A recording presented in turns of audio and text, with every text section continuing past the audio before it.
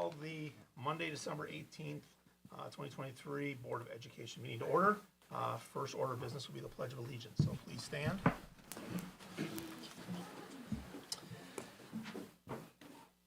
I pledge allegiance to the flag of the United States of America and to the republic for which it stands, one nation, under God, indivisible, with liberty and justice for all.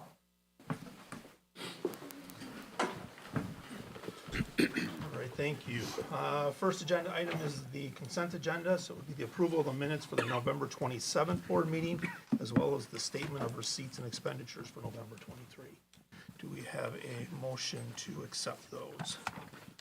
So move. Second. First, second, any discussion? All in favor say aye. Aye. Opposed, and that passes. Next, it's why many of you are here, the Kennedy presentation. So, Yes, we'll turn it over to Dr. Gunnarsson. Thanks for hosting us tonight, and thank you to Rick and Pete for setting up the technology so we can stream this and be able to see everything. So we'll turn it over to Dr. Gunnarsson and his third grade learners and the teachers.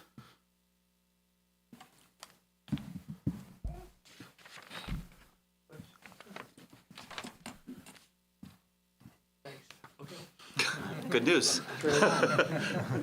So thank you everyone for welcoming us and welcome to Kennedy Elementary School. We're excited for our annual school board presentation for Kennedy. Come on in. Yes. So a little bit about me. I'm Craig Gunderson, the principal at Kennedy. I started here in 2014, so this is year number 10 for me. And it's been an awesome ride. I'm getting to know the community of Grafton, the school district, and everything that goes into our schools. Our family resides in Grafton. We are the Grafton Gundersons, and my wife and I are parents to 3 children. I'm the principal at Kennedy. Jenny is a district physical therapist. Bruce is a 7th grader at John Long Middle School. Lydia, a 4th grader at Woodview, and Marin is a 1st grader at Woodview. So it's an incredible opportunity to be a Kennedy principal and Woodview father. So thank you for welcoming us tonight. We'll follow a rather familiar format with our presentation, where we look at Kennedy by the numbers. We'll look at some statistics and data points. You'll be able to see Kennedy in action, some familiar traditions that we're carrying forward, and then also some new pieces as well. We'll feature our staff and students, and they're behind me right now. We're excited that they're here joining us to show their hard work, and then there's an opportunity at the end for questions and discussions. So let's get started. So first of all, Kennedy by the numbers. Enrollment by year, current enrollment by grade, and then average class size by year.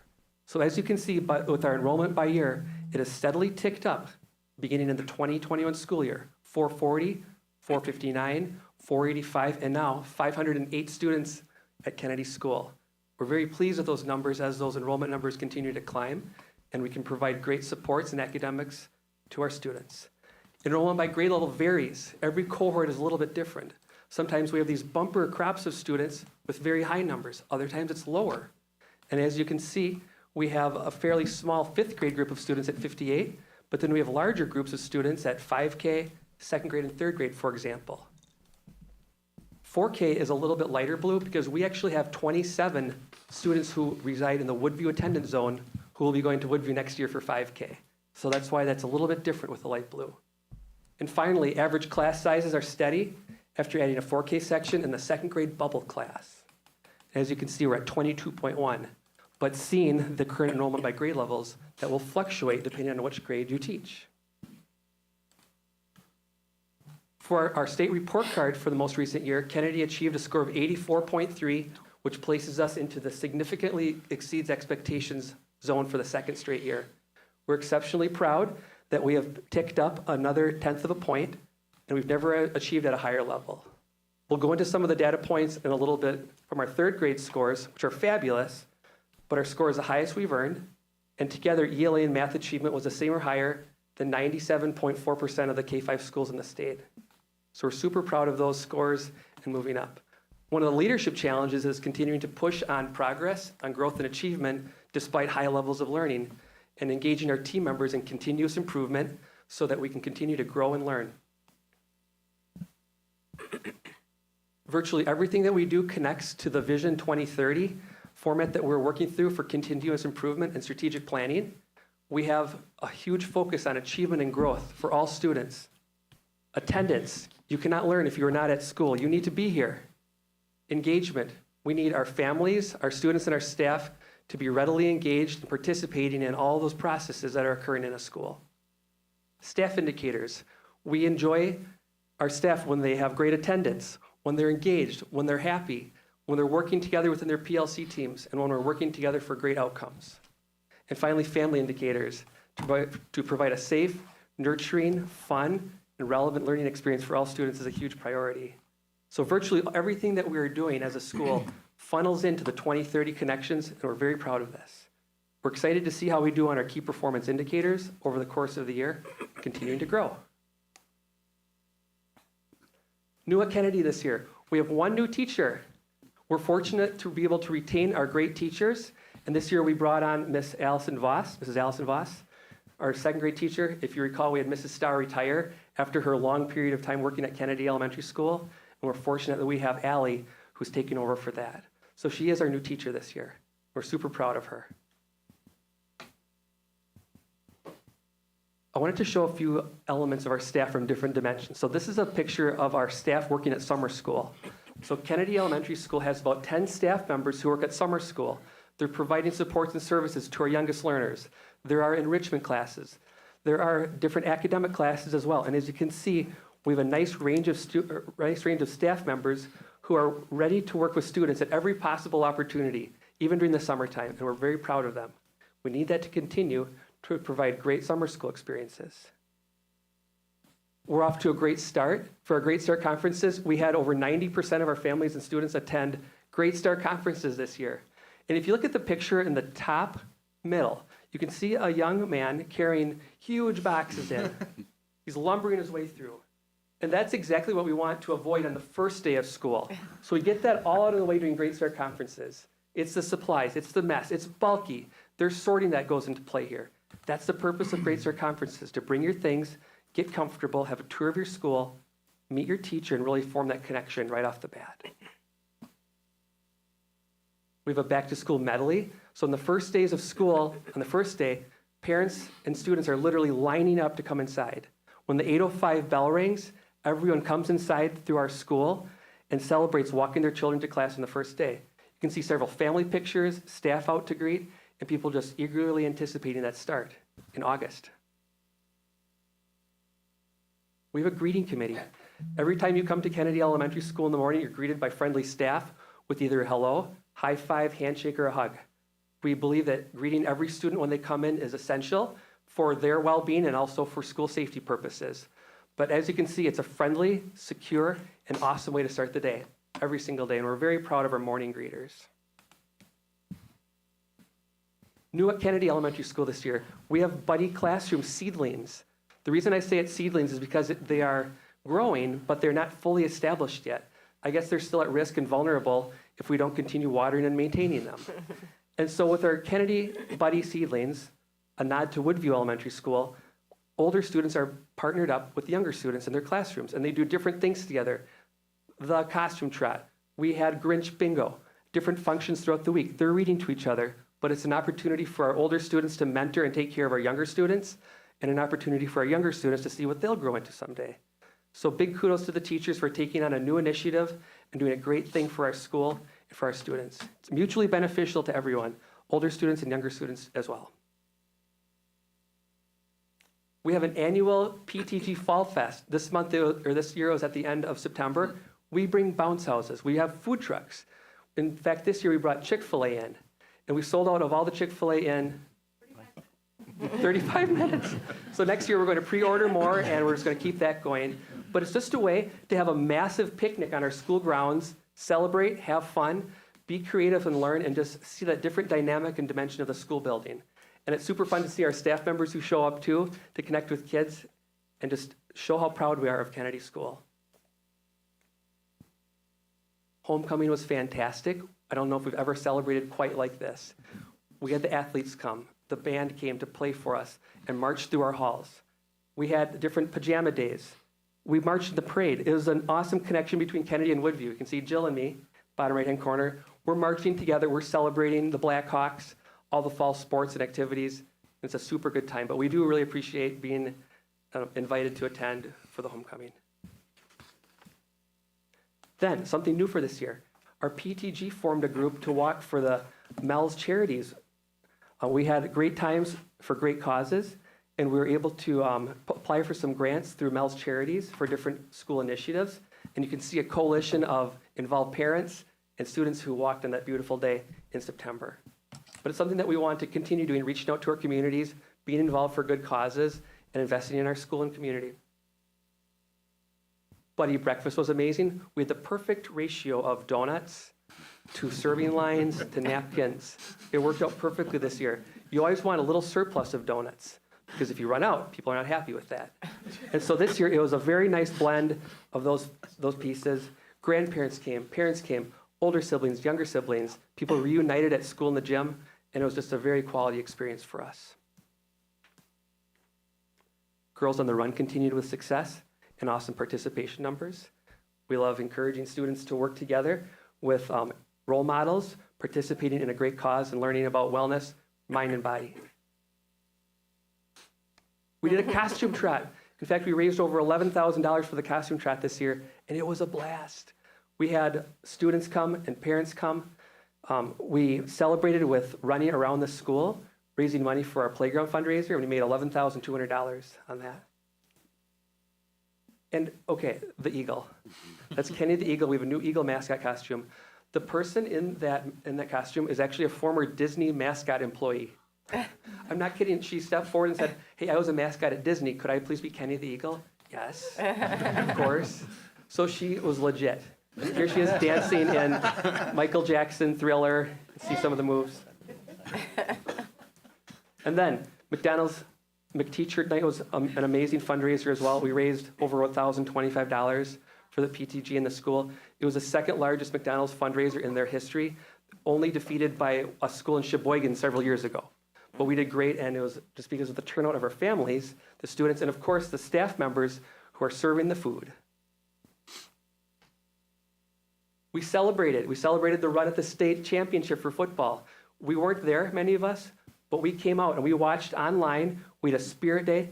Check out that old letter jacket, the antique helmet, and the live streams that were occurring. This is a third grade classroom, and it was so cool to participate as well. And just giving a nod to Coach Norris and to his athletes, I did a little bit of digging here. These are the athletes who came through Kennedy Elementary School, and likely GES as well in some cases, who grew into young men and then were recipients of football honors. So it's really cool to see the young students and how they grow up.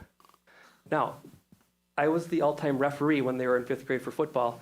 It was terribly competitive. I had to peel them off of each other. They were horrendously on top of each other, tackling. Cannot tackle at recess. But look what they did. And so it accomplished great things. And so we're very proud of them growing up into young men. Friendsgiving was superb. 5K hosts this each year. It's a time to celebrate community and family. A huge family turnout came, and they had feasts and crafts, and it was just a magnificent time. We had a spelling bee, and young Danny on the right-hand side was our fifth grade champion, our school champion. He correctly spelled the word dilute. Does dilute have 2 L's or 1 L? I think it's one. He won it with that, and he did a great job right hosting that.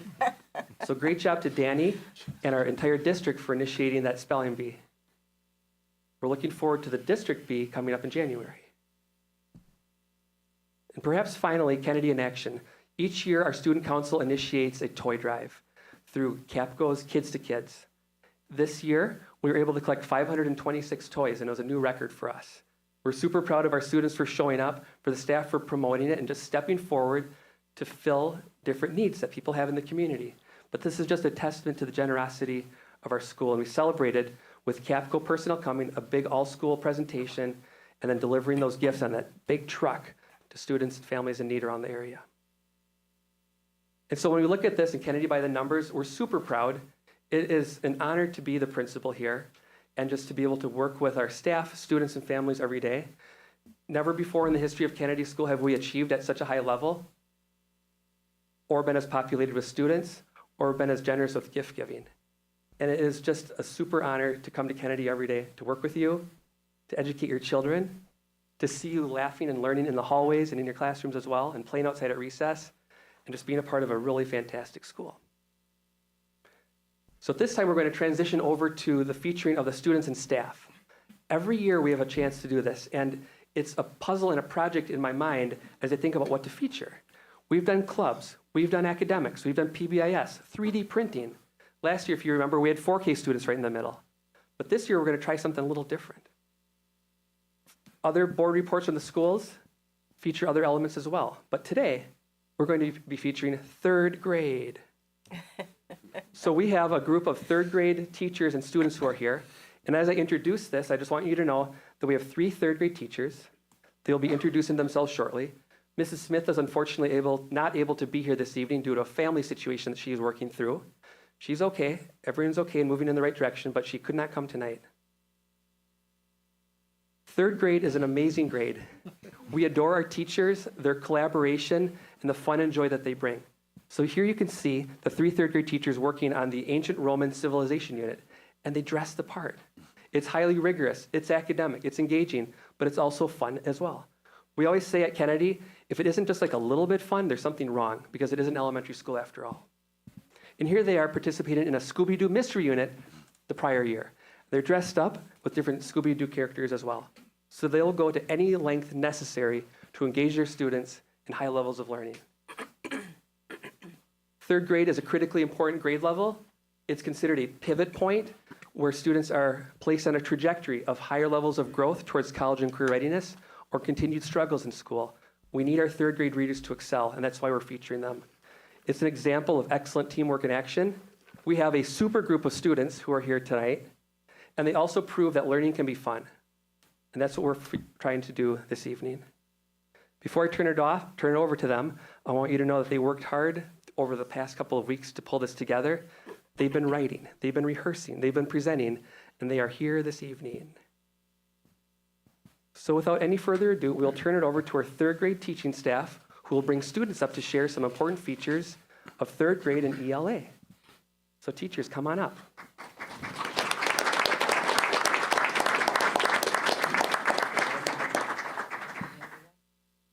Introduce yourselves. And I'm Scott Lazovic, and have the honor of teaching at Kennedy, and I've been in the district for 24 years, which is really hard to imagine. It's one of those, well, when did that happen? But I think I'm probably the only teacher that has taught at, when there were 3 elementary schools, all 3 elementary schools as well. So I've been at all of them, and really enjoy teaching, and have taught 2nd, 3rd, 4th, and 5th grade as well. So it's 3rd grade is my favorite grade to teach, and we look forward to talking to you more about this. Hi, I'm Jessica Rosengren. I haven't been teaching for quite as long. I've been in the district. This is my 8th year. I started at GES and then moved over here. And best teaching group I could ask for, best kids, best support system. So really happy to be here and kind of talk to you about what we've been doing. And so I'll kind of go into that. I know Dr. Gunderson talked a little bit about why 3rd grade. 3rd grade is such a critical year. The kids are starting to grow up, they're starting to mature, they're starting to want to learn, want to be at school, and really get their points that they want to do. I want to be this when I grow up, I want to be this. We really expect some high levels of achievement. We do not just let them kind of sit back and take things in. They're up, they're at them. We expect high levels of achievement.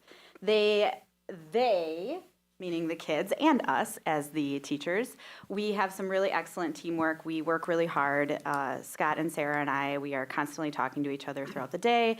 The kids are constantly working with each other. This year we weren't able to switch for different classes, but we're still able to meet with the kids and get to know them, and it's really, really nice.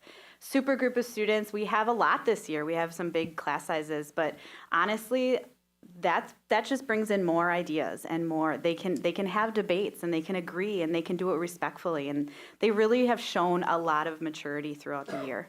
And they prove that learning can be fun. We have a lot of fun. So if you ever want to, quit your day job and come hang out in 3rd grade, we have a lot of fun.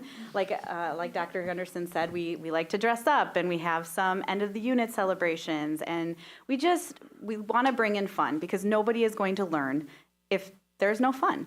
And I don't know about you, but I definitely don't want to go to work every day and not enjoy it.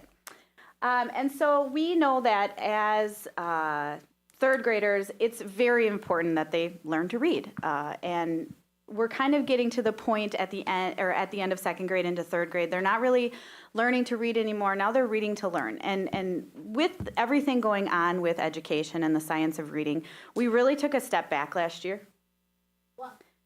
And the three of us, along with our cohorts at Woodview, we really kind of said, what do we need to push these kids higher? Because we weren't seeing the growth that we wanted. And we really wanted to see what can we do. And so we really took a step back and we said, what do we need to do to push these kids? Part of that is they need the skills behind the reading. A lot of what we used to do in the past was, here, go off and read for 20 minutes or go off and read for 30 minutes. And we just kind of thought, oh, it's going to kind of just pop into their head. And for some kids it did. It was a natural thing. And for some, clearly it did not. And so we had some struggles. And so last year we really said, what can we do to push these kids? And we really looked at the science of reading. We really looked at those different skills because we know that if they cannot read by third grade, they are going to struggle. There is going to be issues. And you can see, the dropout of school, the hard times later on in life. And it's such a huge pivot point that we know that if we don't succeed, they don't succeed. So this is my favorite slide, and I think Scott would agree. This is something that we work hard for. We feel like we are bugs under a microscope sometimes because it is a huge thing, and the forward exam is huge. And Dr. McMahon really has talked about it. It's not that we're teaching to the test. We're teaching the kids the standards that they need to learn, and that's what the test is testing them on. And so last year, we were very, very, very, very, very proud that we were ranked 6th, tied for 6th in the state out of all of Wisconsin. And we outperformed or performed higher than 99% of schools. And that just shows the work that we put in outside of just the daily lessons. We really took a step back from Lucy Culkins last year. We were kind of given the reins, and we really started looking into that science of reading and what can we do, and that kind of takes us into what we are going to talk about a little bit more tonight. So for our new curriculum, and we're very, very pleased with it, it's the Amplify CKLA. And it's English Language Arts, and it is very comprehensive. And in my years of teaching, I have never seen more time dedicated to selecting a program. And I think that time that we took to pick the program really paid off. We are really pleased with how it aligns with the science of reading. It took a number of site visits where we had teachers that were going to multiple different school districts that were using the different curriculum that we had to choose from. And I'm really pleased with the amount of time that was taken and the amount of energy and effort by all those staff members to really come up with a solid selection for our whole district. And that's going to pay off for middle school, high school years down the road as well. We did make the selection this past spring, and this fall is our first time with it. We are right now in the middle of our 5th unit. We did have quite a bit of professional development to get us prepared for that. We did get it before the summer. We had professional development days. People had throughout the summer to wrap their head around it all, and then we came back with even more time for that. And those professional development days, and then we also have PD 45, which is a chunk of morning time where we usually don't get to meet with the other grade level at the other school, or the grade level at the other school. So all 6 third grades are meeting together on those PD 45 days to go through planning. With our new ELA curriculum, it really is like from that, the initial observations, and now that we're well into it, we are very, very impressed. It really targets skills, and we have the learning targets right in the beginning of each of the lessons. The students know what's expected of them.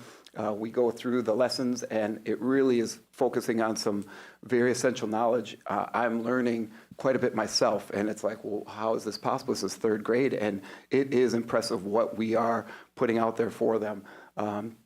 With the instructional design, it really, as you're going to see in a couple slides, it builds off other grade levels, and then that continues to be built off in the future. So there's things this year we have to do a little back teaching, because it'll say, well, back in first grade, and it's like, well, we didn't have this in first grade. So we have that knowledge now that we can, in a couple of years, we'll be able to really see the benefits of that. And then with the assessment, we many times would have to create or tweak assessments in prior curriculums, and this one is a really solid, like it gives multiple options, and we have to do very little. And the information we get from it is very valuable. We really know where our kids are at and where they're headed. And then student engagement, like I said, with me learning, I can't imagine what they're all learning. Like it is a lot of read alouds, and we'll get into kind of the setup of the lessons and everything like that, but it gets through so much in the way of information that they're just sponges, and they're taking in all that background information, and it's just going to make them such more knowledgeable students. For our team, I'm so pleased to be with both Sarah and Jess. Us as a team really works well together. We have had plenty of collaboration time. We have our PLCs, which our district has had in place for years, and it's how we plan. Like we take time each week where we are sitting down for a big chunk of time, and we are going through what we all are going to be doing the next week. We had LBC days where we were able to meet as a third grade team, and we had 2 days in the summer where we could just go through the units and really start to dig into it, which was so important for us to get started on the right foot. With Woodview, we also have those PD days that are built in, and thank you very much for that. It's so valuable for us, as well as with the PD 45 time.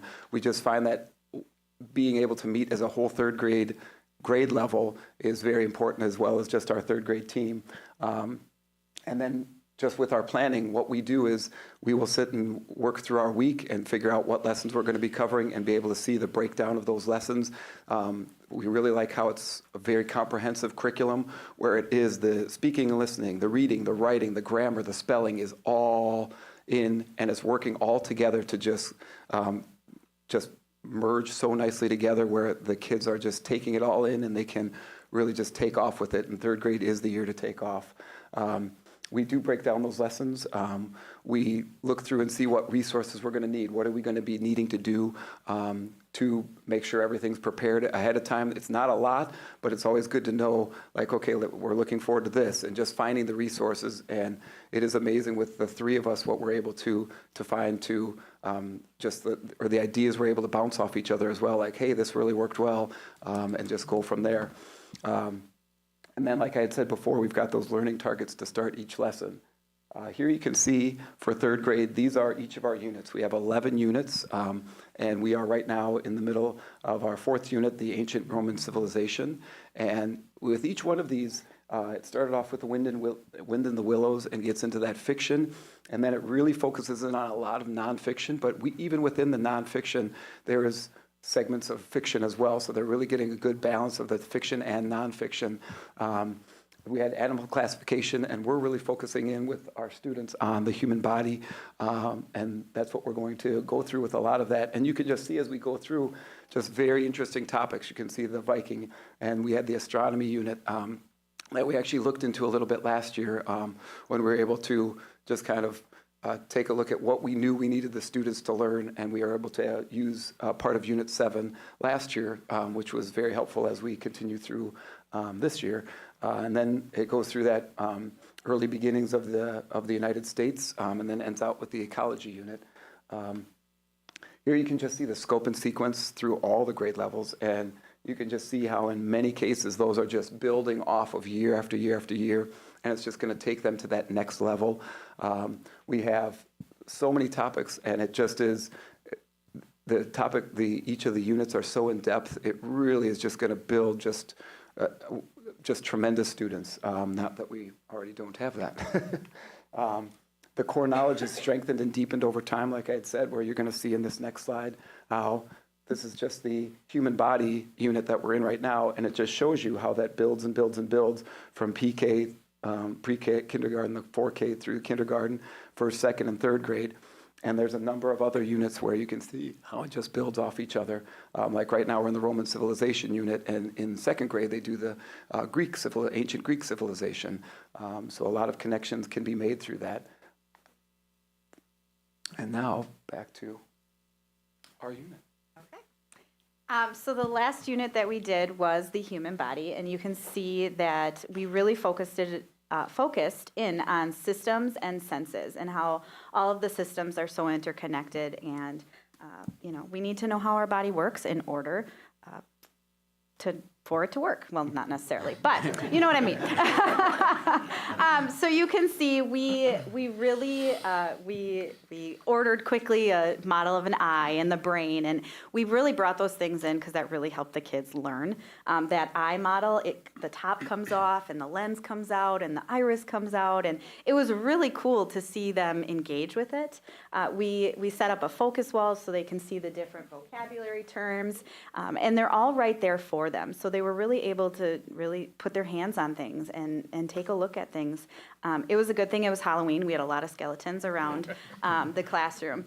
But you can see this unit really provided students with the scientific understanding of all of the different systems, really, and how they're interconnected.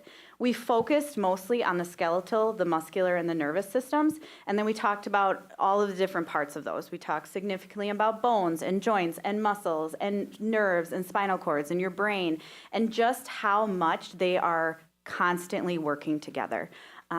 We couldn't, at least in my class, we could not figure out what was really most important. We know that the brain is the most important, but if it's not, if it wasn't for the brain, nothing else would work. But then if our spinal cord didn't work, then again, nothing else would work. So we really, really took an in-depth look at those things. We then talked about the senses of sight and hearing, and we talked about if you lose one of those, we talked about disabilities and how that might look, and we felt our signs that had Braille on them, and we did an experiment where everybody had to close their eyes, and somebody said hello, and they could figure out who it was.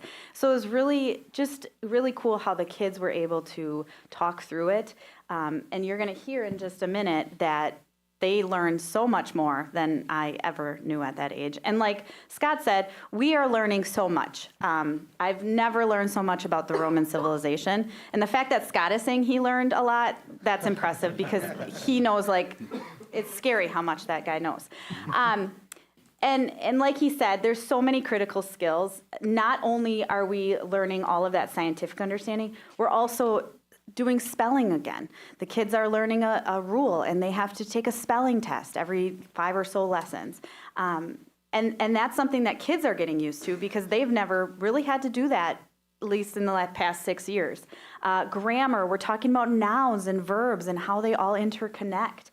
Morphology, we're talking about prefixes, suffixes, all of those things. I don't know how many parents at my conferences are like, I don't even know some of these things. So it's amazing how much these kids are picking up, and they're continuing to use them in their writing and their reading and things like that. And then writing, we used to kind of jump into a 5-paragraph essay and say, okay, write 5 paragraphs. And it was okay. I mean, it was fine, But now we're really breaking it down. They're writing a topic sentence. They're writing details. They're writing a conclusion. And you are going to hear 2 ladies share their final writing piece from our Unit 3 assessment, and they're amazing. And they took the knowledge that they had learned and put that towards it. They didn't have to use a book. They didn't have to do, they took their background knowledge and they put it into a beautiful paragraph. And so, without further ado, we have 6 third graders to share with you today, 2 from each class. And so I'm going to go ahead and get started with them. So first up, we have Zoe. Zoe is a 3rd grader in my class, and I'm partial, but she's kind of a rock star. So are you ready, Zoe? Okay, so Zoe's going to share her paragraph. This was her end of the unit paragraph. They had to choose a system that they wanted to write about, and kind of how it was interconnected and everything that they've learned about. All right, Zoe. Let's learn about the skeletal system. I love learning about it. First, the skeletal system is about your bones. Next, when two bones meet, that makes a joint, which is located in your knee, elbow, toes, and fingers. Finally, there's cartilage in between your joints. Some more facts about the skeletal system are, if you didn't have your skeletal system, you would be a blob on the floor and you wouldn't be able to move at all. If you broke your bone, you will need a cast because you need to keep your bone in place.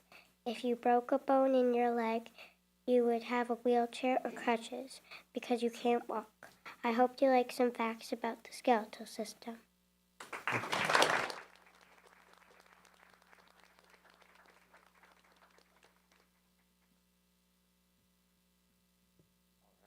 will be introducing Kenley, and Kenley is in my class, and she is one spectacular writer, as you are about to see or hear.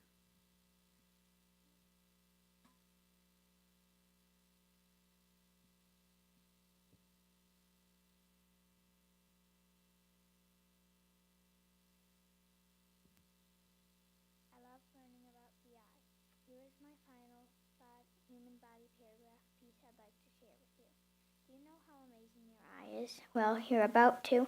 Your eye is made up of many layers. As you know, you have a white part surrounding a colored part that is surrounding a black part. The white part is called the sclera. The colored part is called the iris, and the black part is called your pupil. You also have a lens and a clear tissue. The lens is the part in your eye that helped you see. Clear tissue is called the cornea. Your eye can bend light. It bends light with your lens.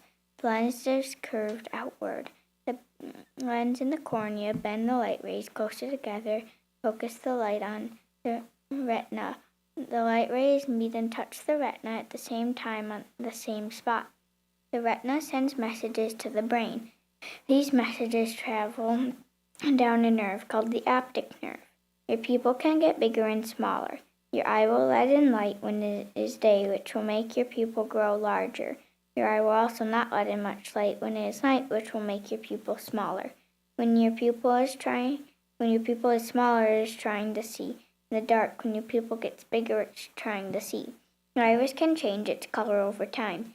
Most people as babies have blue eyes, and most people as adults have hazel eyes. Some people's eye lenses are damaged, so they go out and buy glasses. The eye doctor has to examine your eyes to see what eye lenses you need. Thank you for listening to me read about the eyes.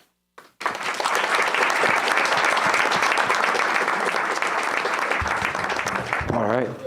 And next up, we have Paul, and we do a lot of note-taking since it is a lot of nonfiction. We do a lot of different ways of note-taking, and one of those is what Paul's going to talk to us about. Paul.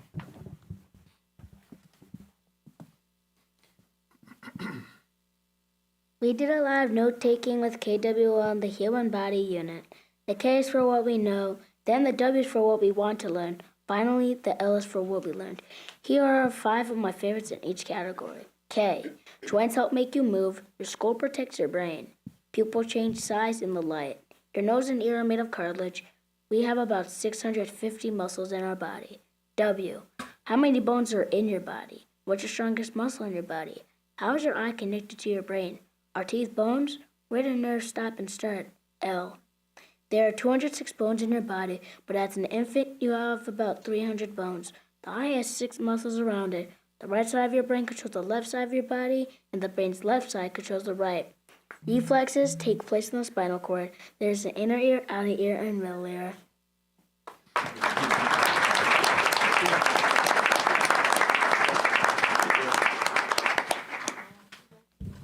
All right, and then we also did some hands-on activities with our skeletal system and some of our other systems in creating our our model right over there. And so we have Brooks, and Brooks is going to be coming up and talking about our skeleton right over here.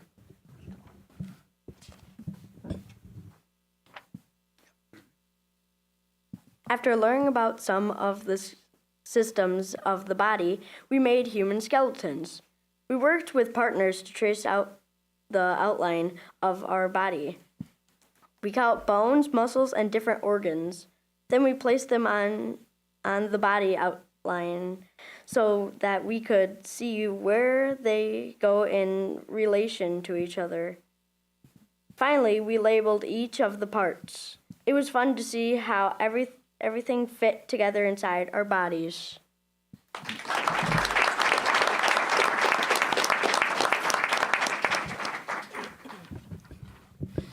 All right. The next young lady who's going to be coming up is Harper, and Harper is going to tell about our end of the unit celebration. We tried to, again, bring in some more fun, and so she's going to tell you about the curiosity labs that came in. We had some scientists from Curiosity Labs visit us. We learned how illnesses can spread through having dirty surfaces and how good hand washing is important in preventing the spread of germs. The scientists gave us pencils that had germ powder on, but we didn't know it. Then we put on gloves and we did some writing. They came around with a special flashlight and shined it on our gloved hands, pencil, and papers. The special light showed us where the germs were on these items. We could see how the germs transferred onto the pencils, onto the different surfaces after having used a germy pencil. We then had a lesson in proper hand washing.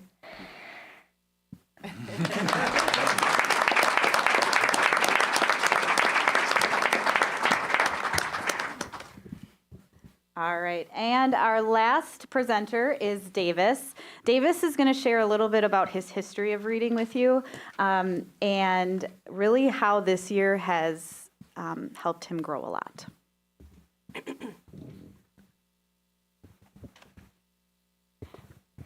History of reading. I'm going to share my history of reading with you. When I was in first grade, I didn't enjoy reading. In fact, I hated reading. It was awful and I really struggled.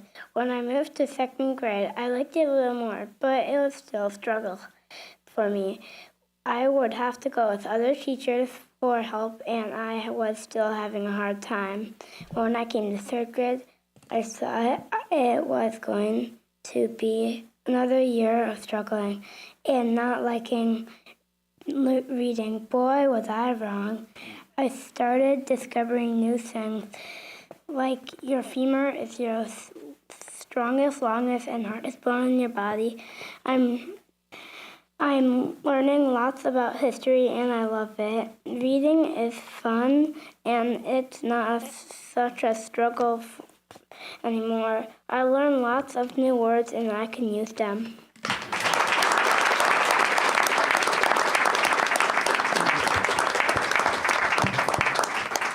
All right, and just to close up, we have some questions that we're going to ask the kids real quick, and so I'll pass it over to Scott. All right, we had asked each one of them all three of these questions, and the first one was, what is your favorite part of third grade this year? Zoe? And Paul.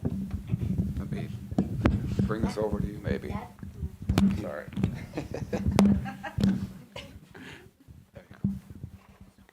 Math is my favorite subject. I like learning the standard algorithm and addition.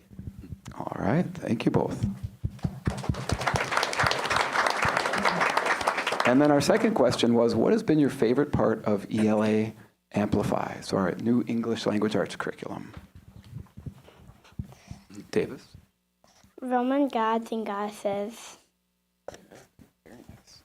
And Kenley? I like the end of the unit celebrations. Just like we had seen. And finally, what can you share with our group about what you have learned this year? So here's Brooks. I learned more about the animals I knew about already, but I learned so many new animals. So much more, yes. And Harper. I never knew that there were so many body systems and they were all so connected. All right. Very well put. And so that concludes our presentation. We are very excited to have our new English language arts curriculum and looking forward to the rest of the year with that. Thank you.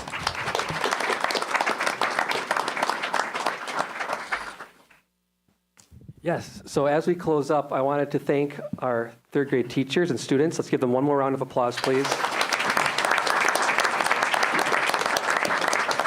It's not easy to be up at the microphone, and you guys showed courageous determination. You prepared in advance. You spoke with a high level of academic rigor. You're applying your knowledge through different pieces of application, and we're really excited to see you guys grow, learn, and progress over the course of the year. So great job, third graders. And as we close, I'll close as I began. It's an honor to be here tonight, to be a Grafton principal. I adore the opportunity, and I'm thankful for it. Kennedy is a special place. We have a fantastic staff, some of whom are here this evening. We have fantastic students as well. We have supportive parents. They're here tonight in the audience. They came out, they prepared, and they're supporting their sons and daughters as well. We have a supportive community, an amazing school board, and we're part of a super school district. And really, we try to work hard to get a little bit better every single day, knowing that we want to continue growing and progressing and doing great things for our kids and families. So thank you for having us. We're very thankful to be here, and we are now open to any types of questions or discussion that you might have. Questions or comments from the board? You expected, and you're seeing that kind of interest from the kids and everything. I think that's exciting to me and fantastic. Writing, getting up in front of everyone and reading, you did a great job. So very proud of you. And thank you for a great presentation. I also just wanted to thank you for coming tonight. I know it's extra time. I appreciate you coming, and I appreciate the students who came and sat through this presentation, which I know is hard to give up your evening, and the families who came out to support them. I was blown away with your presentations. The teachers for the work I'm sure you prepared and putting it into them. The amazing transition words I heard in the writing from Zoe and Kenley, like that paragraph, way to transition first, second, third, finally, well put together, well thought out, very detailed, much appreciated. I was impressed just at the amount of knowledge you guys have and how that'll help you. I don't know if any of you are thinking maybe this will get you to go into the health field, maybe become a doctor or go into something, or maybe not, but good to plant the seeds early. I just wanted to thank you guys for coming tonight, and it takes a lot of courage to stand up and talk in that microphone, and all of you did such a great job, and I learned about how the powder could spread, so thank you for that. Harper, I will be washing my hands thanks to you. We learned very quickly that we don't wash our hands nearly as long as we should. Or I should say they don't wash.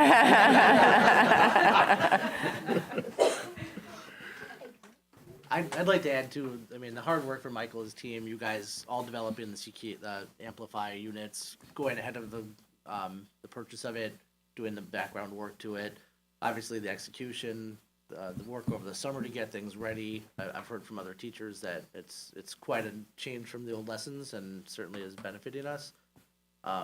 I'm the privilege of a third grader in this school, and I see the work that they do, and it's incredible. Like when I was in third grade, that certainly wasn't topics and the criteria that I was working on, but also how it it blends in with not just the reading aspect, but the engagement with you guys and the units, and it's exciting. I'll agree with Davis. We read lots of stuff as adults that is certainly not enjoyable, but when you have fun topics that tie in with science and some other things, it certainly generates more interest and keeps that a passion throughout life. So thank you to all the teachers and staff from Kennedy for having us tonight. Thank you for the hard work from all the students that came out tonight. And we're looking forward to seeing what comes up over the next year or two as this really takes off and builds that lesson plan throughout the ages of the different groups.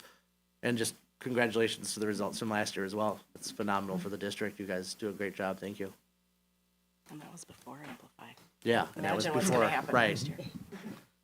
I mean, for the school board, we spend a lot of times by ourselves, so it's great to have people that are here, and, it's a fun time, to, all the work that gets put in, to see, the students did fantastic, and then the investments that the district has put in with the Amplify and the PD days, that, the benefit and, what you need are those things that you're being given. So Thank you very much, students, fantastic, to the staff for all the work that you put in, and Craig, for all of your work in leading this, this building, and, we're certainly proud of everybody that's here, so thank you very much.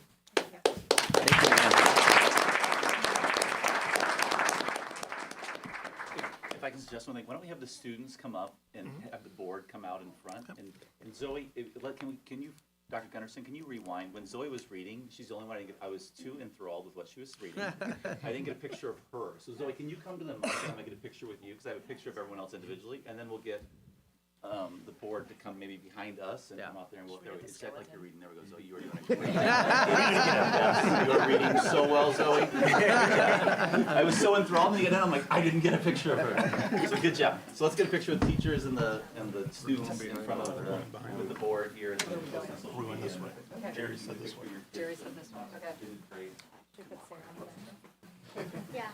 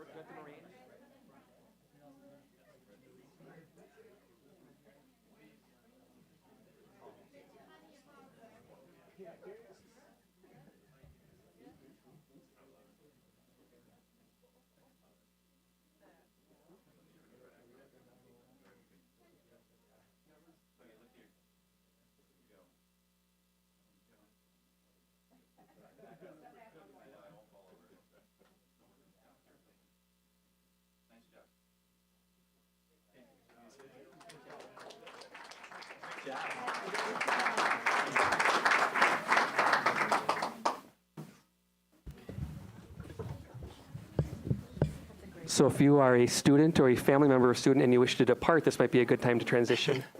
Or you can stay for the remainder of the meeting. Choose wisely. Board, you must stay. Now, can we learn about bones and all the other fun stuff? It's funny when Coach, Oh, those pictures. I coach Paul's brothers. Like I saw Paul Saturday. Oh, yeah. Coach Paul's brothers. And Twin what do you brothers in basketball. Yeah. We coach every How old are I can't, fourth grade. Oh, oh, just a year older. Oh, that's a busy mom.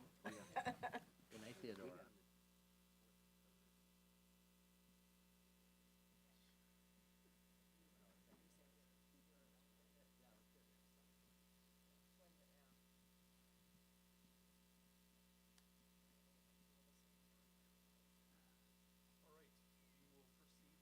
To item B, superintendent's report. Yeah, so a reminder that we have winter break. It's from this Friday, December 22nd to Monday, January 1st. And then all students and staff return to school on Tuesday, January 2nd. So our wish is that families have a very safe and happy holiday season. And the final reminder of the school board spring election, which occurs on April 2nd.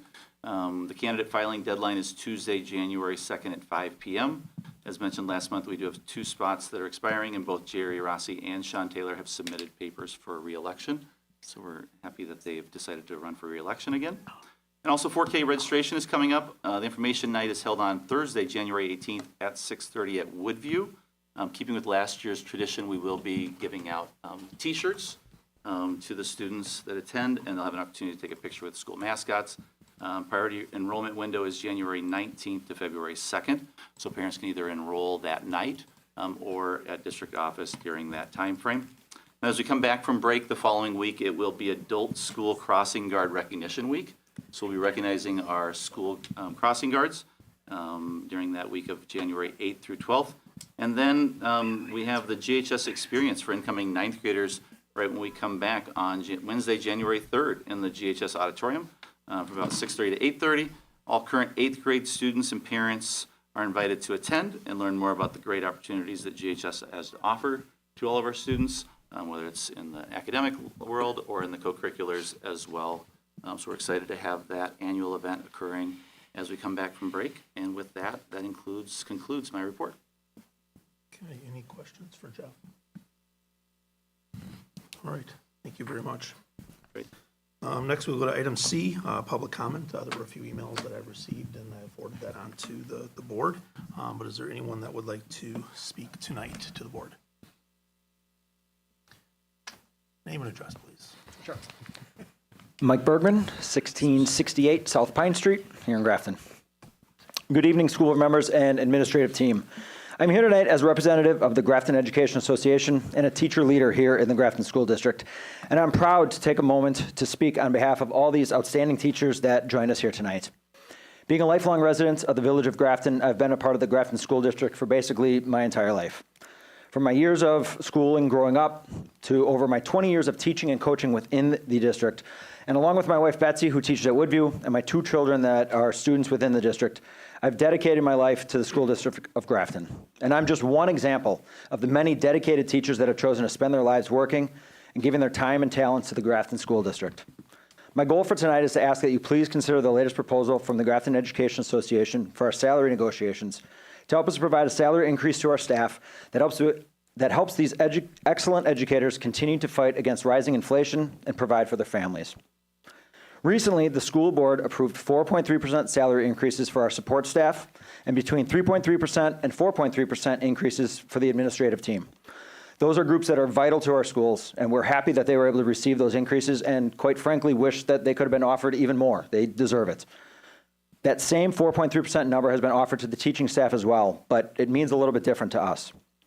Each of the support staff and administration members will be receiving an actual 3.3 or 4.3% increase to their actual salary.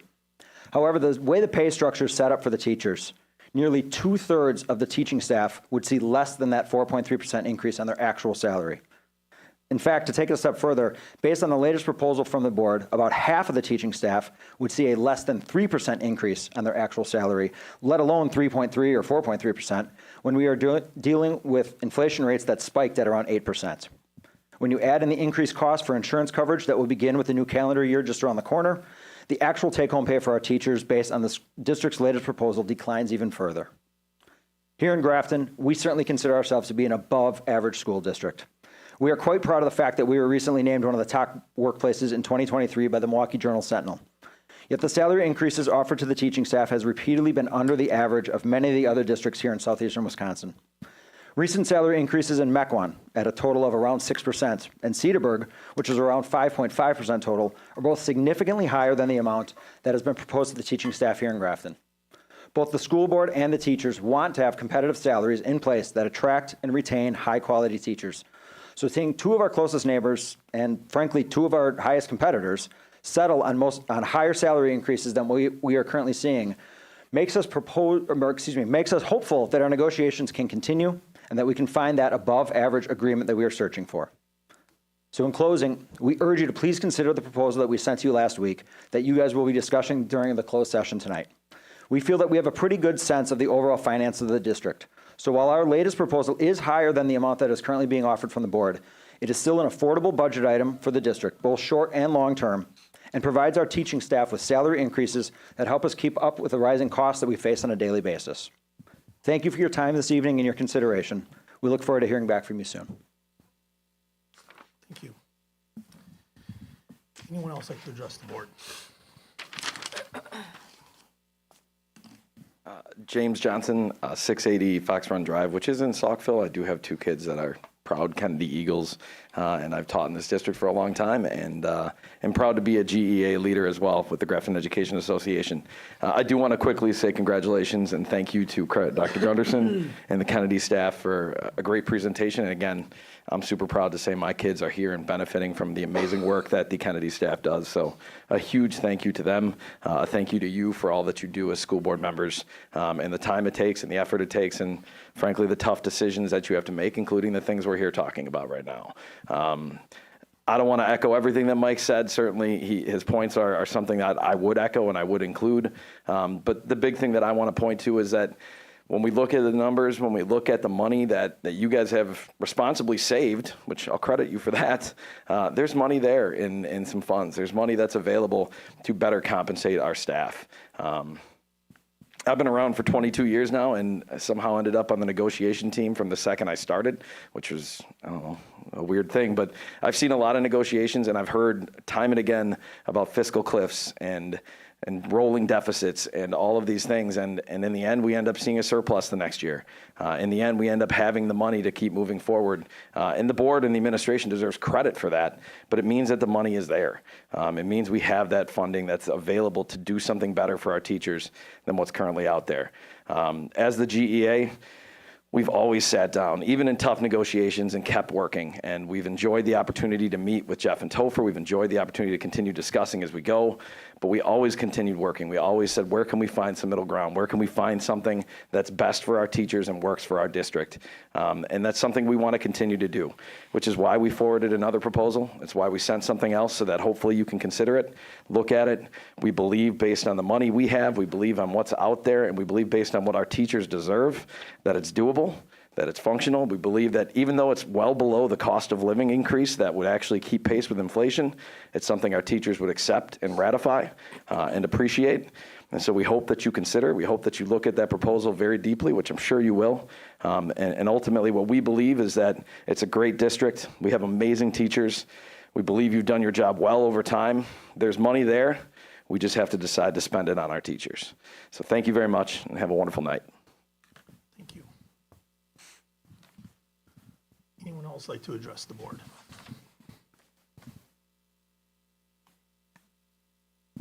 Okay, seeing none, we will go to item D, the John Law Middle School Building Expansion Project.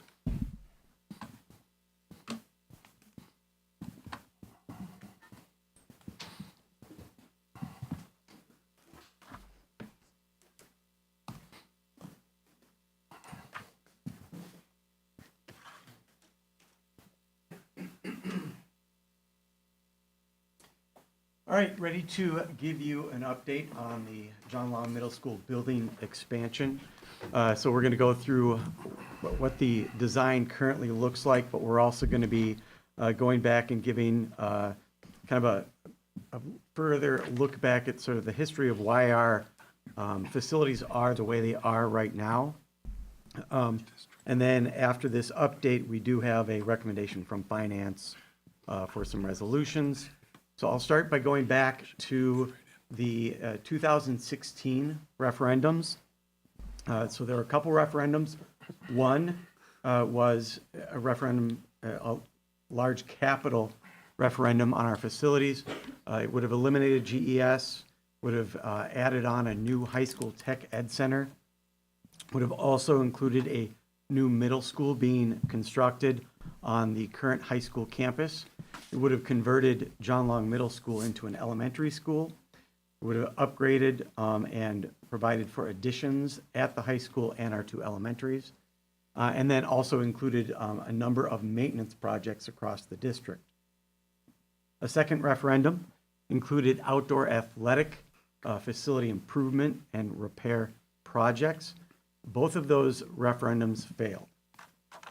Following that referendum, a new committee was formed, the 2016 Facility Advisory Committee. It included 29 members from the community and working with feedback from the referendum, as well as those meetings that we had with the Facility Advisory Committee. Takeaways we had were that the district should maintain buildings with regular budget dollars, not to go to referendum to take care of our facilities, that athletic fields should not be funded through a referendum, that we should find a different funding source, and that the cost of the 2016 referendum was too high, and that the cost should be reduced. So the district did put together a capital maintenance plan, basically a promise to maintain facilities so that we would not need to go to a referendum to replace a roof, replace boilers, or for HVAC projects. That is fully funded now for the next 10 years with continued annual budgeted contributions that we're making right now. We also invested in our facilities by basically upgrading existing spaces up to a standard of what our new construction spaces look like. Had some absolutely beautiful new construction spaces, but the existing spaces didn't look quite as nice. We upgraded those, of these 4 pictures, 2 of them are of new construction spaces. 2 of them are on spaces that were existing before the referendum. You can see they're very similar with the upgraded, with the carpeting, with the cabinetry and other pieces. We believe that every student deserves a great place to learn. Every staff member deserves a great place to teach. Similarly, across our buildings, some of our buildings did receive carpeting as part of the referendum. Others did not. Moving forward, following the referendum, we did take care of some projects so that we would have a consistent, high standard feel across our districts, creating an atmosphere conducive to learning. We talked about the athletics. So following the referendum, between now and then and now, we have fundraised nearly $1.9 million, which has helped us complete a number of athletic field projects around the district. That would include the installation of a new grass field for varsity soccer, a turf infield for both varsity baseball and varsity softball. We installed a new entryway for the stadium, as well as perimeter fencing. We also installed a new track and a new turf field at the stadium as well. So these are some of the pieces that we've taken out of that failed referendum. That 2016 Facility Advisory Committee had 8 meetings from August to December. I still have the very thick binder full of all the information that was reviewed, provided. A lot of feedback was gathered based on some design concepts. And that group provided a recommendation to the board. When looking at options, looking at our district, what the needs were, they came up with a recommendation to eliminate Grafton Elementary School, which was a school full of great teachers, but the facility needed a lot of work. It was going to be very expensive to maintain. So in doing that, we would expand Kennedy and Woodview so that we could incorporate 3 sections, basically going from 3 2-section elementary schools to 2 3-section schools. We would also replace the maintenance building, production kitchen, and competition gymnasium that were at GES and replace them on the high school campus. It also included a number of maintenance projects across the district. This was a referendum that was basically going to fund a roughly $40 million project. The tax impact following the referendum was about 66 cents for every $1,000 of property value. You can see that there was that increase the following year to the mill rate. Then in the following years, you can see that the mill rate has declined significantly.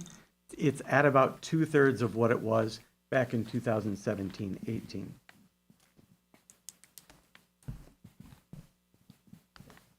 I'll also point out that while the mill rate's lower, part of that is because property values have increased.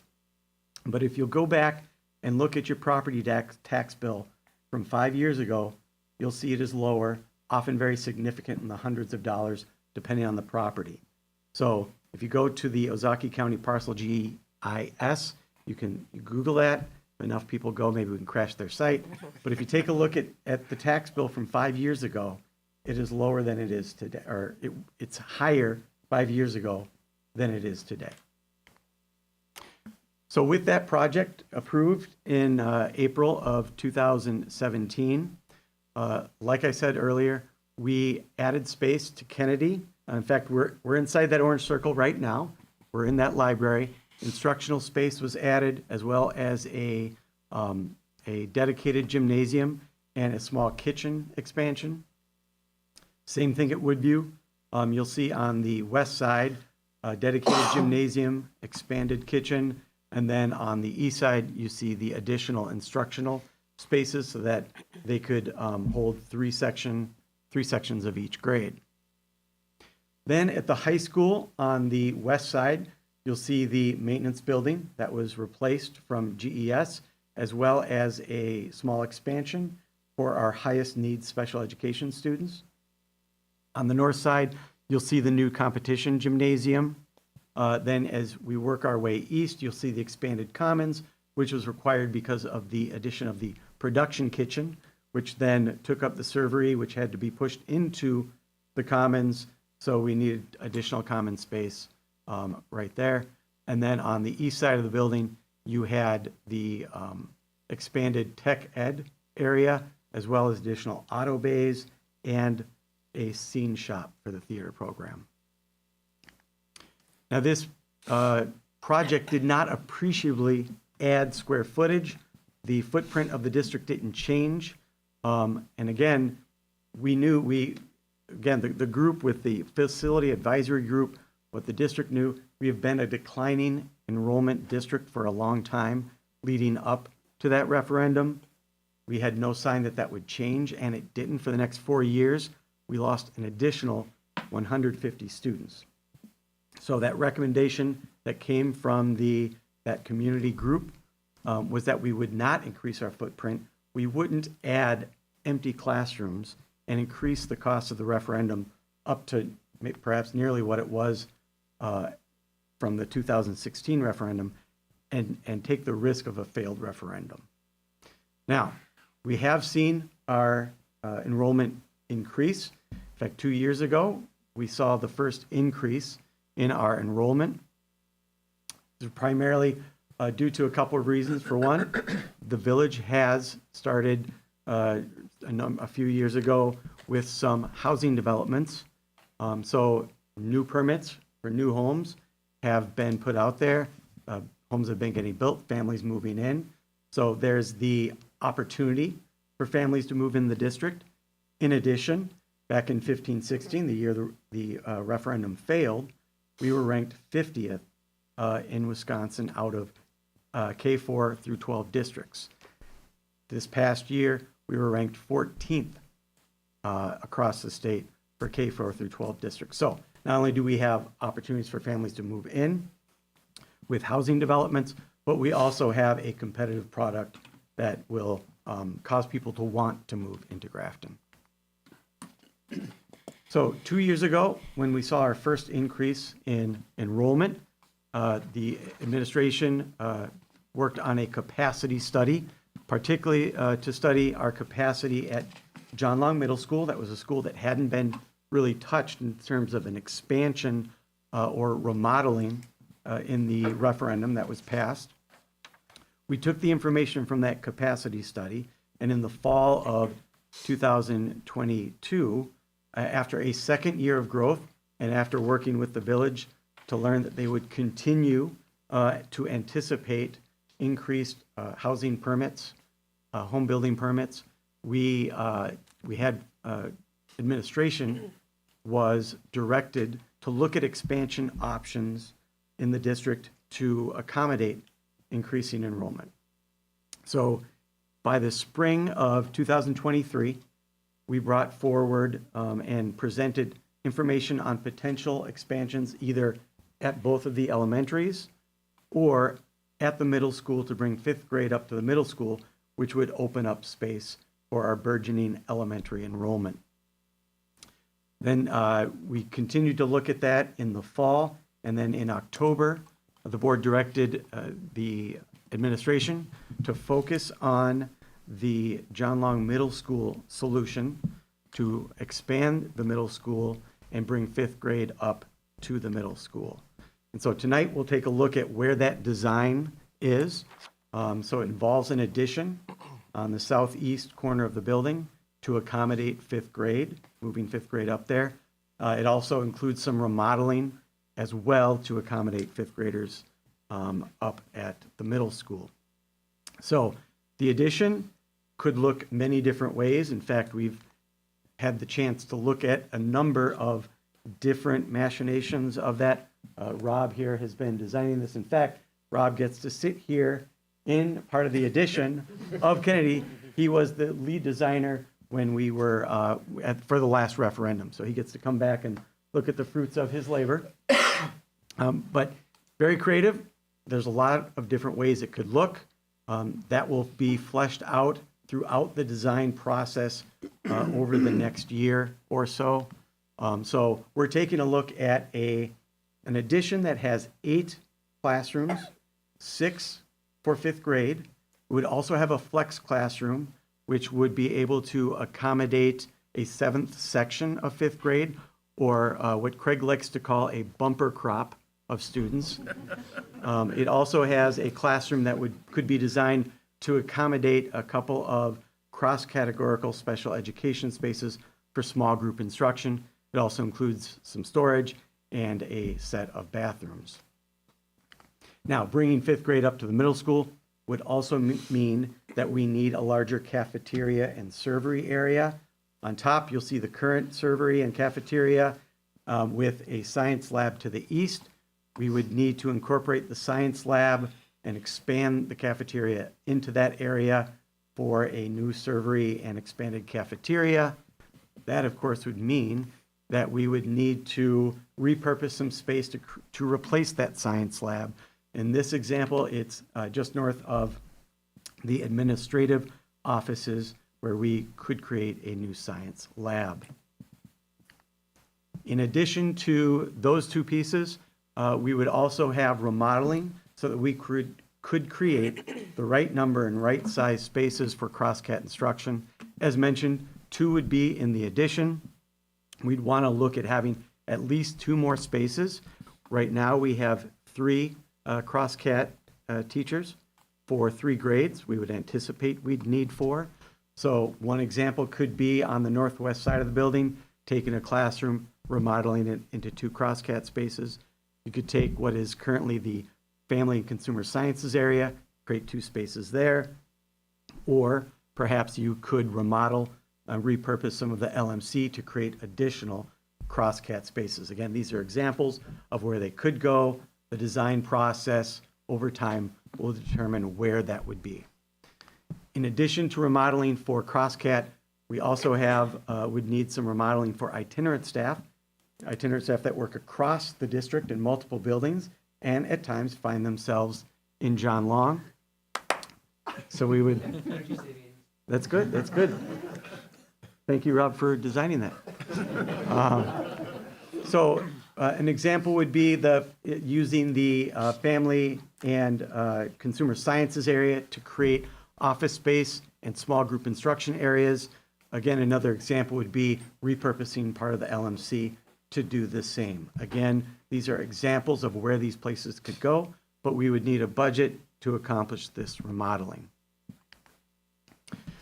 Depending on how that remodeling ended up turning out, we would have for certainly a flex space for a potential 7th section of a grade in the addition, and we would potentially have 1 or 2 flex spaces in the existing part of John Long Middle School, again, for 7th sections of grades that come up or for other purposes that we haven't anticipated at this time.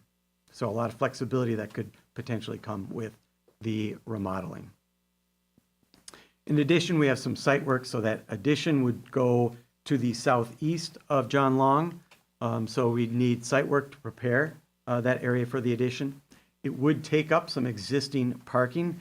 That would be replaced by creating a 2nd row of parking to the south of John Long Middle School so that we didn't lose parking overall. We would also add playground equipment with bringing 5th grade up to the middle school so they would still have that experience. Overall, the estimated cost is $11,140,000. The addition for 5th grade, which includes 8 classrooms and an additional set of restrooms, would be $6,748,000. The remodeling, which would include an expanded cafeteria, the relocated science room, cross-cat and intern staff spaces, as well as remodeling to 2 sets of existing restrooms. That would be $2,807,000. And then the site work to replace the parking eliminated by the addition and the outdoor play equipment would be $1,585,000. The construction would be financed by issuing bonds in the amount of $11,140,000. it would be financed at an estimated, conservatively estimated, 5% over 10 years. The debt levy, this new debt levy could be absorbed in the current structure of our current debt levy without increasing that overall debt levy. In fact, our current debt levy, which is from the 2017 referendum and was originally scheduled to be retired or paid off in 2038, has been accelerated and is currently scheduled to be paid off in 2034. This new debt could be incorporated into that current debt levy structure. Still, both of those issues could be paid off in 2034. So we wouldn't extend any of our debt issues by financing this. And we believe that the school portion of tax bills would remain relatively stable. The timeline tonight, following this, the board does have a recommendation from finance to approve a couple of pieces to take this referendum question to the ballot. We would have, following that, assuming the board would approve that, we would have community listening sessions in February and March. That would be followed by a vote on April 2nd. If the community supported the referendum and it passed, the district would go out to bid and construction would begin in 2024-25. Students would move into new spaces for the 2025-26 school year. If the referendum were not passed, we would still have a need of increased enrollment, and the board would have to consider next steps. Before we move on to any recommendations, are there any questions with regard to the project, the financing, or the information that was presented here tonight? I have two questions, maybe one question and a comment. Slide 17, where it talks about housing starts. Sure. Is this all housing starts in the village, including parts of Grafton that are not part of the school district? No. So you see the 50 that are estimated for 2023? They actually estimate in the village 65 in the village, but 15 are in that new development that's part of the Cedarburg School District. So these are just essentially the ones, ours? Yes. Okay. And then my other, maybe this is more of a comment, but you can add on. The article in the news graphic, I think it was, the news graphic last week, stated that the referendum in 2017, that funds were not used for expanding any buildings, but making needed improvements and upgrades. Right. That seems far, I mean, obviously, we're sitting in an expanded part of a building. Yep. Yeah, so we didn't expand our footprint, but we did expand 3 of our 4 buildings to really accommodate the space, what we had at Grafton Elementary, right? The additional instructional spaces here, as well as some of the maintenance building, the competition gymnasium, the production kitchen. So we did replace those. And so 3 of our buildings were expanded individually, but over the district, we didn't really increase our square footage very much, somewhat, but not very much. I feel like that's just a needed clarification. 'Cause Sure. That's a lot different than not expanding buildings. Correct. And used for improvements and upgrades. Could make Yes. it seem like that money was used to fix. Right, just yeah. So regular a lot of maintenance. new spaces were built, but some of it was used for maintenance. But it wasn't a question of the whole thing just being used to fix up existing spaces. And maybe just to clarify off Jerry's first point about the housing permits, those are literally the village of Grafton.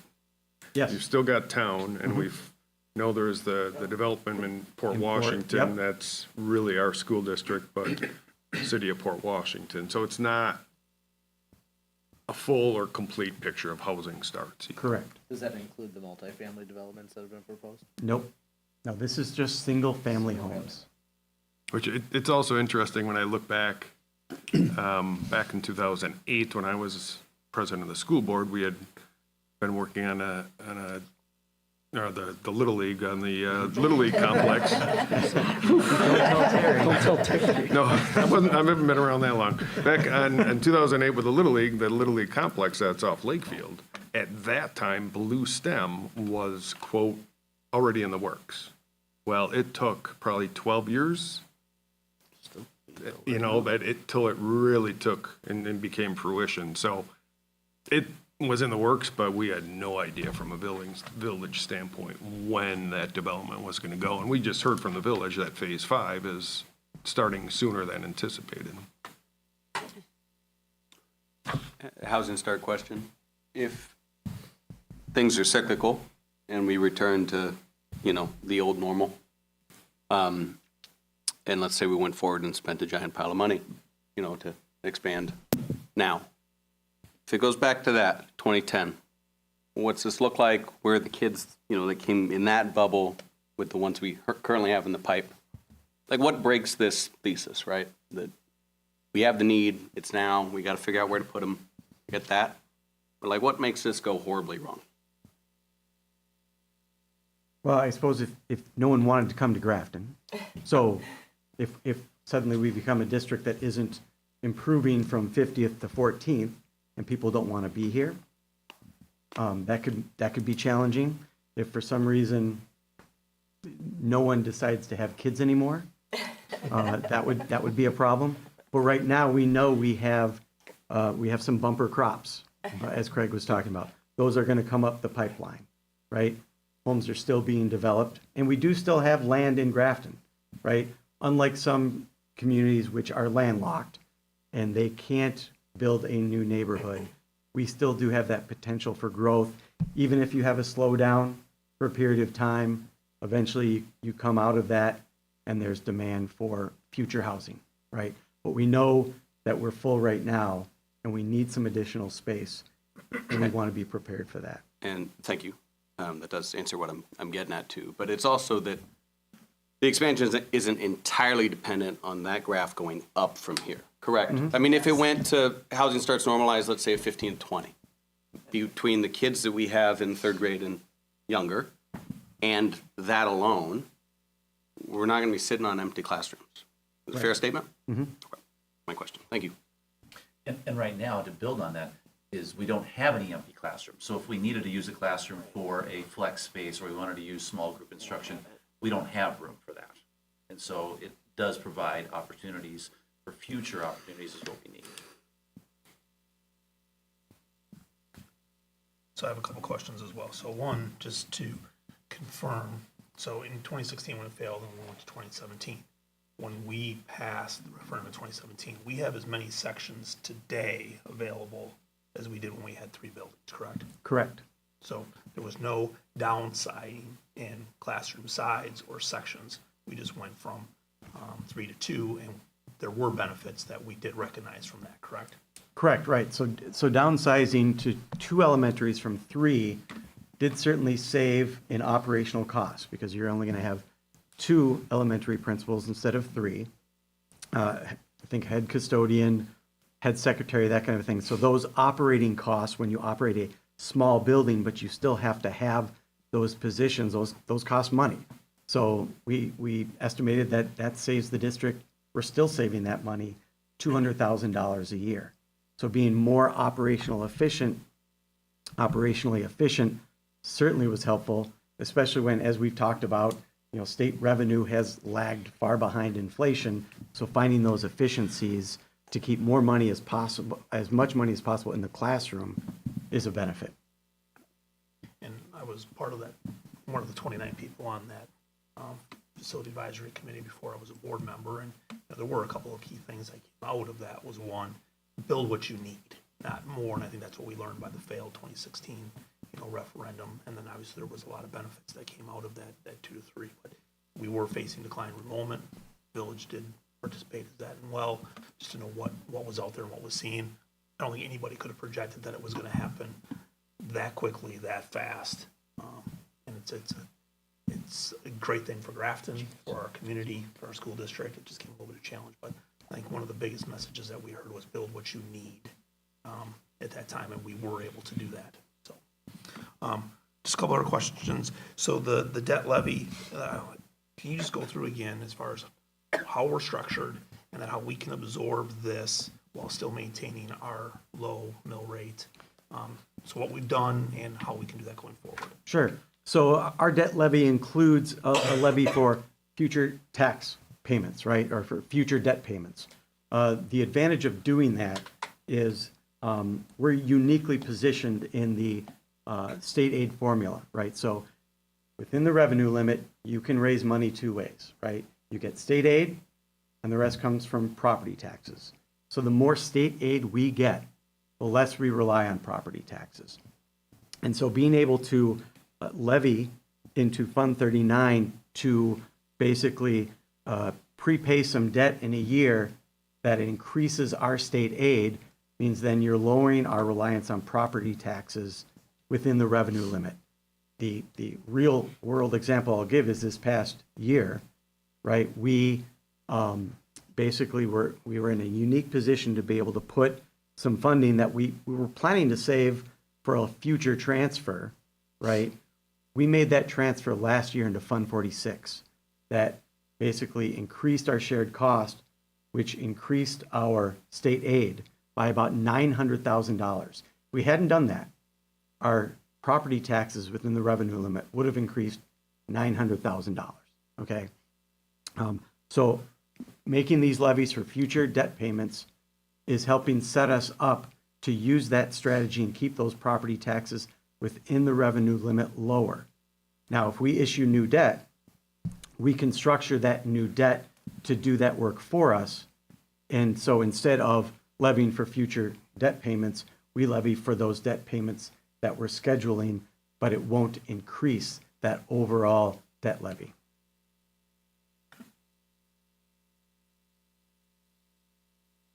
Any other questions for Topher? So, out of school districts, I mean, I think we're probably a little bit in the minority of that we're having the increased enrollment. It seems like most districts I'm hearing about is in declining enrollment. It is, Do we have yeah. any kind of percentage as far as the situation we're in compared to other districts? Yeah, the discussion I have when I meet with my counterparts from other districts and in the region and locally is the belief is about 75% statewide of districts are in declining enrollment. And just if you look at our neighbors, I'd say one of them is probably has a fairly level enrollment, and two of them have various forms of declining enrollment. You know, and they're our neighbors, they're experiencing everything just like we are. Our increased enrollment, what it's doing is pretty unique in terms of what the rest of our region and the rest of the state is experiencing. Okay, any other questions? Good. Okay, so do we want to move on then to the recommendations from the Finance Committee? Yes, we do. The question. So, Jerry, if you want to, present the finance, and then they can move into the recommendation. Sure. Well, at the December 11th finance meeting, we looked at a lot of what was in Topher's presentation, the designs for the addition, remodeling, the site work necessary. We did consider three options, different size and different configurations, three different price points with that. We also considered a separate fifth grade pickup drop-off point outside. The committee did recommend to move forward with keeping 8 classrooms for the addition to help ensure room for future growth. Did decide against the separate pickup and drop-off addition outside. Obviously, we reviewed models of what the inside might look like with the cafeteria, science, the different classrooms for inside the LMC, and that was all discussed. And then obviously we reviewed the cost estimates, and Baird was there to discuss how the financing would work and how that might affect the levy. In the end, The committee recommended moving forward with a ballot question that included 11.14 million for the April 2nd, to be on the April 2nd ballot, to move that forward to the full board. Any questions? So we're at the finance committee meeting. Any questions regarding that discussion or what the finance committee has brought to the full board?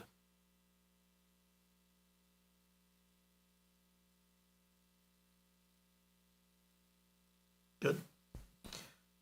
Okay, so with that said, Topher, correct, there's two asks tonight for recommendations. Yep, we'd be looking to approve 2 resolutions that are on the agenda tonight. Okay. So hearing no questions or comments from the discussion that we had at the Finance Committee meeting, I would look for a motion to approve an initial resolution authorizing general obligation bonds in the amount of not to exceed $11,140,000. So moved. Second. Any additional discussion or comments? Seeing none, all in favor say aye. Aye. Opposed, and that passes. The second one is a resolution providing for a referendum election on the question of the approval of an initial resolution authorizing the issuance of general obligation bonds in the amount not to exceed $11,140,000. Do we have a motion? So moved. Second. Any additional discussion or comments? Seeing none, all in favor say aye. Aye. Opposed, and that passes as well. So thank you to the Finance Committee for your work and the partners that we've worked with to get to this. And from here now, there'll be some listening sessions and things that we will engage within the community for further Q&A and explanation of the question. Okay. Thank you very much. Next, we will go to F, a second reading for the policies. So yes, last month we brought a number of policies forward. We have 6 new policies that we had a first read last month, so they're back for a second read this month. And also then if everything's good, a motion to approve them. Okay. So as discussed, it is a second reading. We had the first reading last month in November. So any questions on the new policies that are noted? Okay. If not, I would look for a motion to approve the second reading and the approval of the policies noted in section F. So moved. Second. First and a second. Any additional discussion? All in favor say aye. Aye. Opposed, and those policies pass. And I think that brings us to G, which is some deletion. Yeah, so with the approval of those policies, now we have 5 additional policies that can be deleted. We had some last month that were deleted, but these needed to be deferred till the approval of the ones we just did. So 5 additional policies to be deleted as part of update 32.2. Questions? I'll look for a motion for the deletion of the policies related to Neola update 32.2 in section G. Second. Any discussion? All in favor say aye. Aye. Opposed, and those are deleted. All right, H, personnel report. Yes, we have 3 items that are informational for the board. We have 2 resignations, Alan Didier, special education aide at Woodview Elementary School, and Maggie Prayfrock, special education aide at Grafton High School. And then we have a new hire of Clayton Moore, custodian at Grafton High School. Any questions for administration on the informational only? So does that leave us short 2 aides at this moment? It does. We've posted for the aide position at the high school, and that was just posted just either today or yesterday. The position at Woodview was taken by someone who was working less hours. That person is working that full-time position, and now we have a part-time position posted for that. So we had a current employee who was interested in those increased hours that we still move forward. Okay.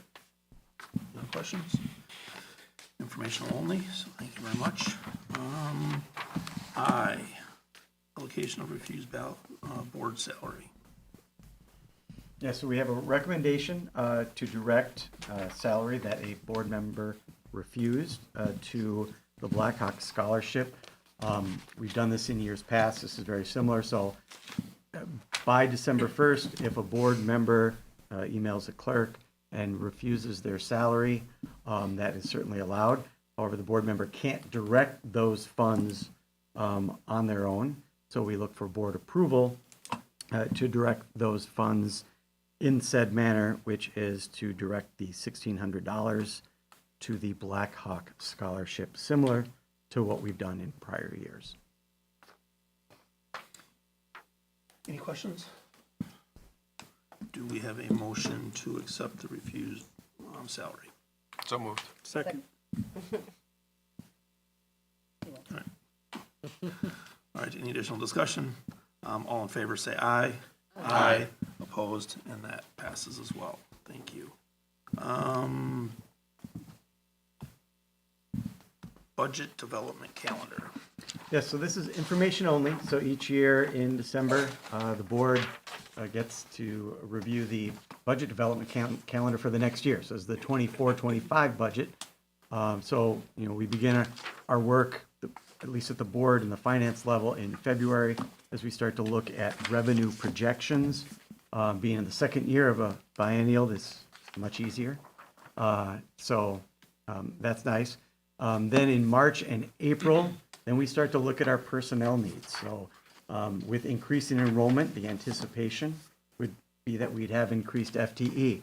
Once we have, sign up at the high school and the middle school level, we'll be able to project what our FTE is and look at those needs at the finance committee and at the board level. Then May and June bring the work of getting our revenues and our expenditures all put together. And in June, we approve a preliminary budget.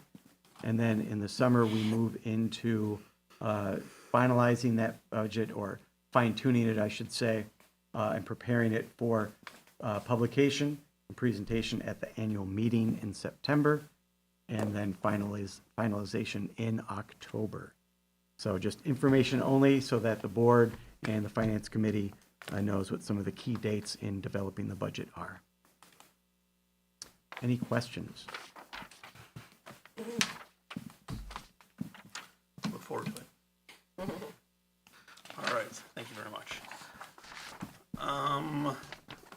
So Kay, student overnight trip request. Yes, we have one overnight trip that we are asking for board approval for. It's for Graftonics for their ICHSA competition in Buffalo Grove, Illinois, Friday, February 23rd, and returning on Saturday, 24th. You can see the students that are listed, as well as the male and female chaperones that would be going along. So a great opportunity for them to compete, and we would ask for board approval for this trip. Any questions? Do we have a motion to approve the Graftonics? First? Second. Second? Sean. All right, all in favor, say aye. Aye. Opposed, and that passes, so thank you very much. And then gift report. Yes, we have two that are restricted gifts for the Grafton Basketball Club. One from, two for the Grafton High School girls basketball team. One from the Grafton Basketball Club with Brian Morgan donating $500 as a restricted gift for the girls basketball team. And then one for the Grafton High School girls basketball team from my neighbors, Gary and Barbara Fannerstill, and the money donation of $500 to the Grafton High School girls basketball team. And then we also have for the Kennedy Elementary School playground, we have Andy and Anna Siebert in the hopping level of $500, Stephen and Kelly Herlock hopping $1,000, Mackenzie Berg Friends of Kenny, $250, and Paul Babcock Hopping in $500. So we'd ask for approval for those gifts. Excellent. Any questions? Motion to accept the gift reports as presented. So moved. Second. Any additional discussion? All in favor, say aye. Aye. Opposed? That passes. And we thank them, and we'll send a, Letter thanking you on behalf of the board. Yes, we will. Thank you very much. excellent. That brings us to adjournment. Craig, just one last time, thank you again for today. Excellent presentation, and thank you for getting this all coordinated and having us here at Kennedy today. It was a lot of hard work, but it's also a lot of fun too. I really enjoy it every year. Thank you. Let's go. Excellent. All right, that brings us to adjournment. The Board of Education will consider a motion to convene in closed session pursuant to Wisconsin Statute 19.85, Section 1, subsection C, considering employment, promotion, compensation, or performance evaluation data of any public employee over which the governmental body has jurisdiction or exercises responsibility for purpose of considering teacher compensation. We will do a voice vote. Yes. Yes. Yes. Yes. Yes. Yes. Oh, we need, sorry, I need a motion first. So moved. I complimented Craig first, it threw me off. Do we have we have first, Second. second, do I have to read it again? Might as well. Yes. Voice. Okay. Yes. Yes. Yes. Yes. Yes. Yes. And we are in close, so thank you very much.